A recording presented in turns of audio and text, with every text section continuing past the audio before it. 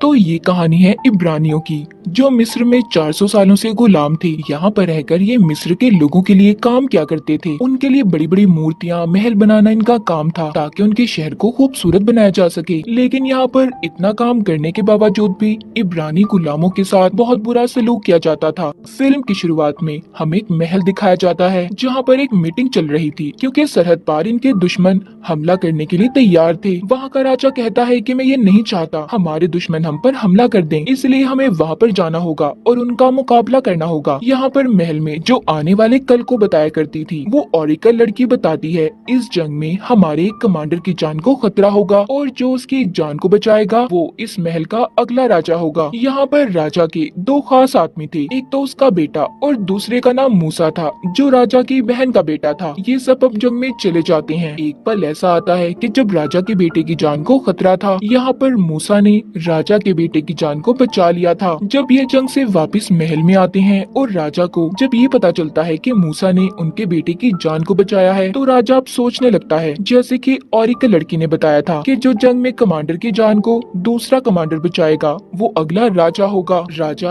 अब ये बात करने के लिए अपने पास मूसा को बुलाता है और कहता है कि मैं जानता हूँ तुम आने वाले कल की बातों पर यकीन नहीं करते, और मेरा आने वाला कल मेरी पेशेंट को ये बताती है कि तुम मेरे अगले राजा होगे, पर मैं तुम्हें अपना वारिस कैसे चुनूं? मूसा राजा की बात सुनकर कहता है, शायद आप ठीक कह रहे हैं, और मैं आपके बदले राजा कैसे बन सकता हूँ। इसके बाद अब एक और मीटिंग बुलाई जाती है, जिसमें बताया जाता है कि इब्रानी गुलाम वो बहुत ज्यादा तंग कर रहे हैं और सही से काम भी नहीं कर रहे। अब इस बात का पता करने के लिए राजा अपने बेटे को हुक्म देता है कि जाओ और जाकर पता लगाओ कि आखिर माजरा क्या है। जैसा कि अब ये पेशेंट गोई हुई थी कि अगला राजा मूसा होगा, तो राजा के बेटे के दिल में इस बात को लेकर मूसा के लिए शक पैदा होने लगता है। अब मूसा राजा के बेटे के पास आता है और कहता है कि तुम गुलामों के पास मत जाओ, ये तुम्हारी शान के खिलाफ होगा, आखिर तुम राजा के बेटे हो। मैं इन सब बातों का पता करने जाता हूँ। मूसा जब उन गुलामों के पास जाता है तो वहाँ के हालात बहुत खराब थे। गुलामों को उनके काम के बदले इनाम देने की बजाय मारा पीटा जाता था। मूसा जब वहाँ के वजीर से बात करता है तो वजीर बताता है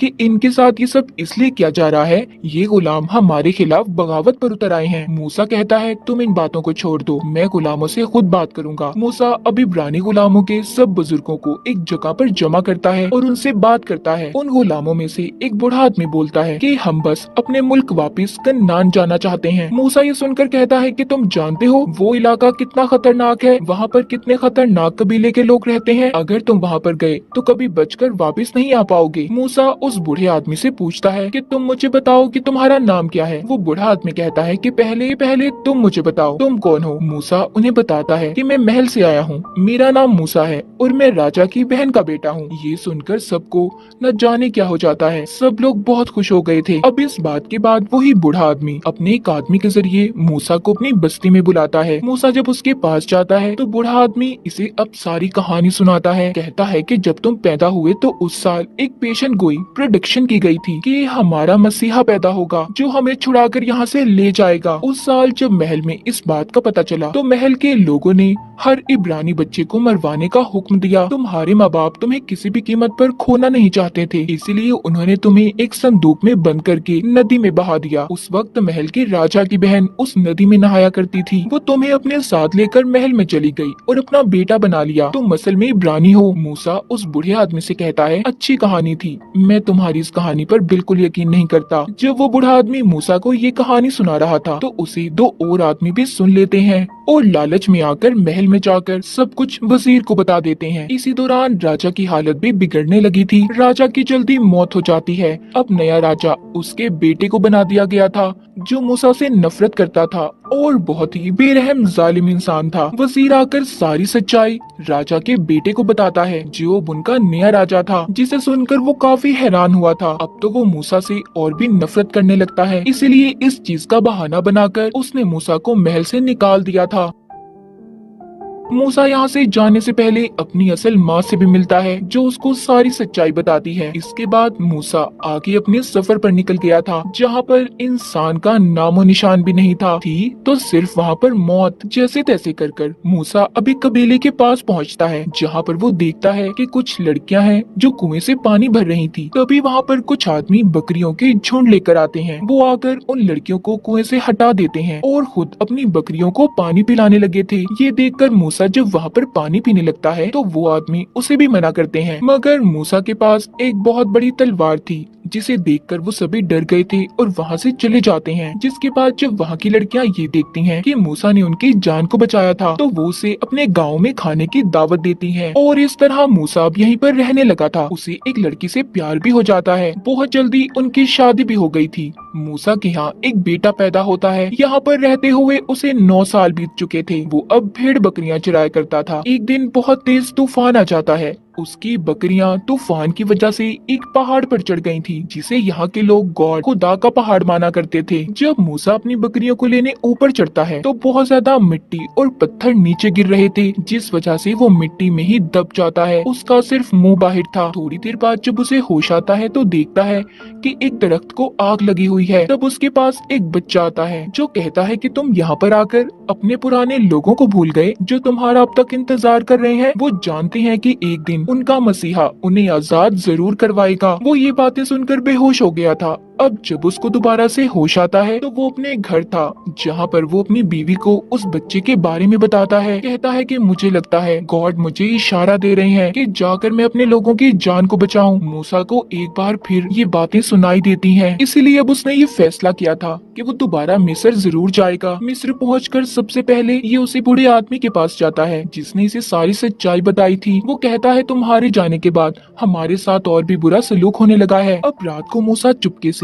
महल के अस्तबल में जाता है, जहाँ पर यहाँ का नया राजा यानी कि राजा का बेटा भी था। मूसा ने पीछे से आकर उसकी गर्दन पर तलवार को रख दिया था। राजा जब देखता है कि ये मूसा है तो वो कहता है तुम्हें जिंदा देखकर खुशी हुई मेरे भाई। मूसा कहता है हाँ, तुम तो चाहते थे ना कि मैं मर जाऊं, पर देखो मैं जिंदा हूँ। वो कहता है कि मैं यहाँ पर इब्रानी गुलामों का हाल देख कर आया हूँ। तुम उनके साथ बहुत बुरा सलूक करते हो। अगर वो तुम्हारे लिए काम करते हैं तो उनकी मेहनत का फल मिलना चाहिए, ना कि मार। इतना कहकर मूसा यहाँ से जाने लगता है। राजा कहता है कि उन लोगों की बातों में मत आओ। मूसा कहता है मैं उन लोगों की बातों में नहीं, बल्कि मुझे तो गॉड खुदा की तरफ से इशारा मिला है कि मैं उनकी मदद करूं। इतना कहकर मूसा वहां से चला गया था। इसके बाद दिखाया जाता है कि महल में एक मीटिंग बुलाई गई थी, जिसमें राजा कहता है कि मेरे पास मूसा आया था। उसने मेरे गले पर तलवार रखकर उन गुलामों को आजाद करने की बात की है, तो अब उसे जिंदा रहने का कोई हक नहीं। वो जहाँ पर भी नजर आए उसे मार दो। अब जिस भी फैमिली से मूसा के बारे में पूछा जाता कि वो कहाँ पर है,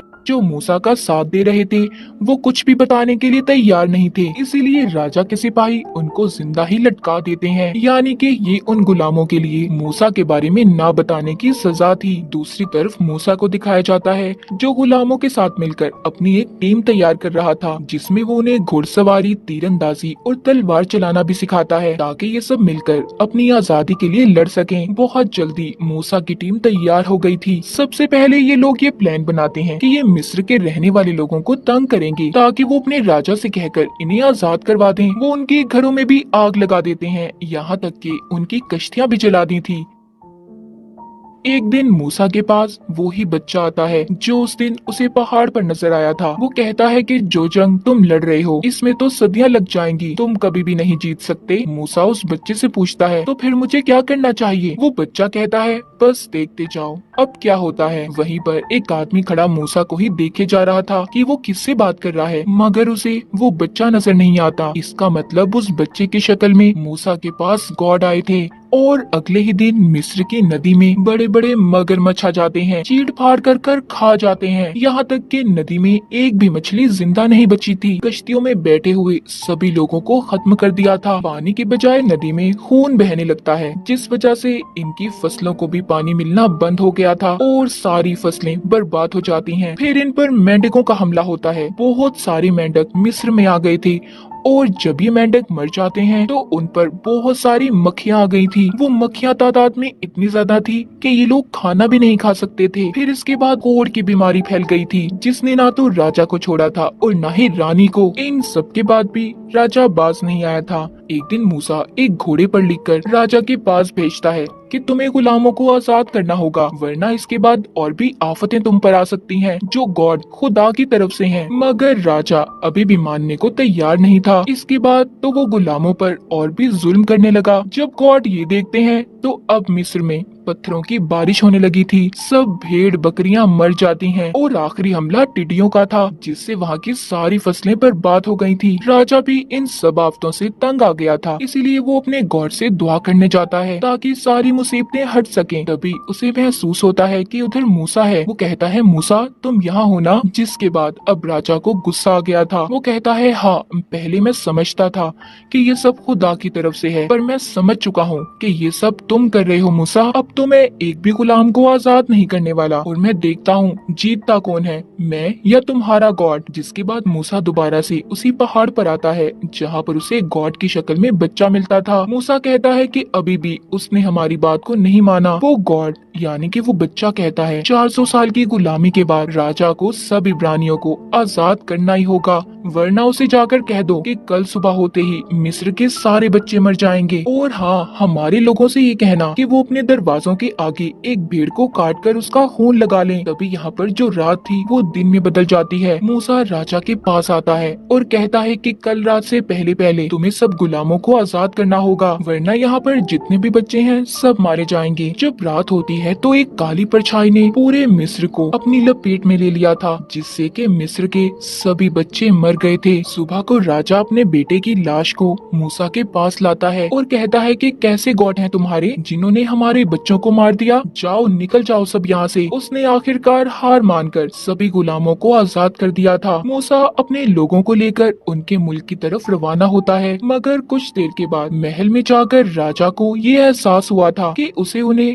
ऐसे छोड़ना नहीं चाहिए था। इसलिए अब वो अपने साथ 4000 लोगों को लेकर उनका पीछा करता है। हालांकि वो मूसा से अभी 4 दिन पीछे की दूरी पर था, लेकिन उसके पास घोड़े थे, इसीलिए वो उन तक जल्दी पहुंच जाता है। उधर मूसा को भी ये बात पता चल गई थी कि उनके पीछे मिस्र का राजा आ रहा है, इसीलिए वो अपने लोगों को पहाड़ के रास्ते से जाने का कहता है, क्योंकि वो जानता था कि राजा के घोड़े इस रास्ते पर नहीं चल सकते। और होता भी ऐसा ही है। जब राजा के घोड़े उस रास्ते से गुजर रहे थे तो घोड़ों के पांव फिसलने की वजह से वो खाई में गिर जाते हैं। राजा का बहुत बड़ा नुकसान हुआ था। आखिरकार राजा मूसा तक पहुंच जाता है। अब मूसा के आगे समंदर था। वो फैसला करता है कि वो समंदर को पार करेंगे, जिसका इशारा इसे गॉड की तरफ से मिला था। ये जब अपने लोगों को लेकर आगे बढ़ता है तो समंदर का पानी कम होना शुरू हो गया था और बीच में एक रास्ता बन जाता है, जिससे सभी ने समंदर को पार कर लिया था। जब राजा के लोग भी उस रास्ते पर चलने लगते हैं तो पानी फिर से आना शुरू हो गया था। वो समझ गए थे कि अब उनकी जान को खतरा है। सब पीछे की तरफ भागते हैं, मगर समंदर के पानी ने उन्हें जल्द ही अपने अंदर समा लिया था। सब के सब मारे गए थे सिवाय राजा के।